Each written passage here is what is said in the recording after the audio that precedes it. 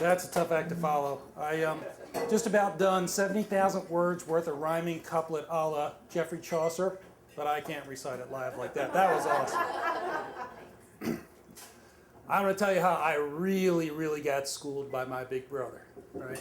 I've been here before, and I've talked about when you're the youngest of three brothers right in a row, you got to cheat, right? Because you're going to get beat up, and you got to find any opportunity you can to get back at them. And I thought I was pretty good at this game till I got schooled by my brother Brian. Let me tell you this story. First, I got to tell you about my school, right? I went to Catholic grade school and Catholic high school. Grade schools 1 through 8, high schools 9 through 12. I was 3 years younger than my brother. When he started high school, I was in the 6th grade.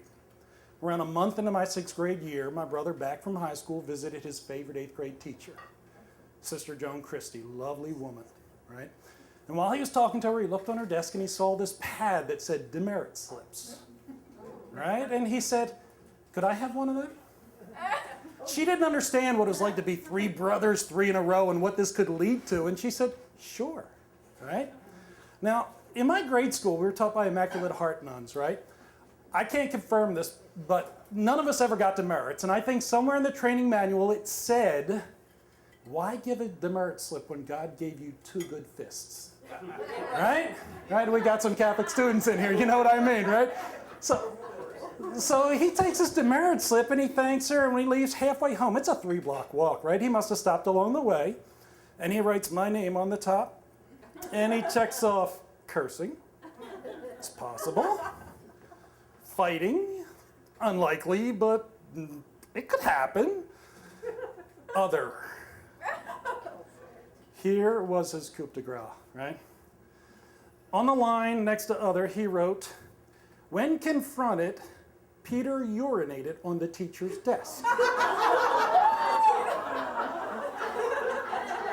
He walked home. Now, I got to tell you something about my house, right? If you want something found in my house, you walk in the front door, you put it on the stairs. Otherwise, you walk into the kitchen, you put it on the kitchen table, because as that clears off every night, someone's going to find that piece of paper. The one place in my house I would not put something if I want it found was on the piano in the dining room, because the piano wasn't upright and it was in the corner. You didn't go there unless you needed to, and you didn't go in the dining room unless there was a function. My brother Brian, being clever, put the demerit slip upside down on the corner of the piano, walked away. Now, I was a 13-year-old boy, and 13-year-old boys need a lot of sleep. So after school, I laid down to sleep. I don't know why my mother went into the dining room. She saw an odd piece of paper on the piano, and that was unusual in that room because it was usually kept in good order. I want to say something about me. I was a good kid, right? If my mother saw this, she should think, that couldn't be true. But my theory on this, and I've never asked her because, quite frankly, I wouldn't want to know, right? So I live this way. I live believing that my mother, she had 7 kids, and I was so darn good that she was just waiting for the shoe to drop, you know? She had 6 others, and she would think, they can't be this good, right? Something's got to give, and when it gives, it's probably going to be big. So she looked at this demerit slip, and she came storming up the stairs, and she woke me in not a friendly way. And she said, "What is this?" Because I was groggy and because I'm a good kid, I said the truth.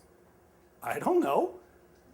And she put it in my face and made me read it, and I contorted it very ugly and said, "I don't know what this is." And she said, "Of course, that's what you'd say." She said, "They sent it home from school with you." I said, "No, they didn't." And she said, "Why did they have to send it home with one of your siblings?"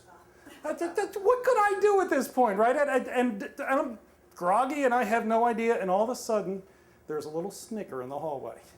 And I could see it in my mother's face first. She realized that she had been set up all the way. And I saw her head turn to my brother Brian standing in the doorway trying to hide his smirk. And she took all the ire that she was currently directing at me, and you could almost see it like a laser beam going across in the other direction. But as that happened, I looked at my brother and I gave him a nod, and I said, "Well played." Thank you.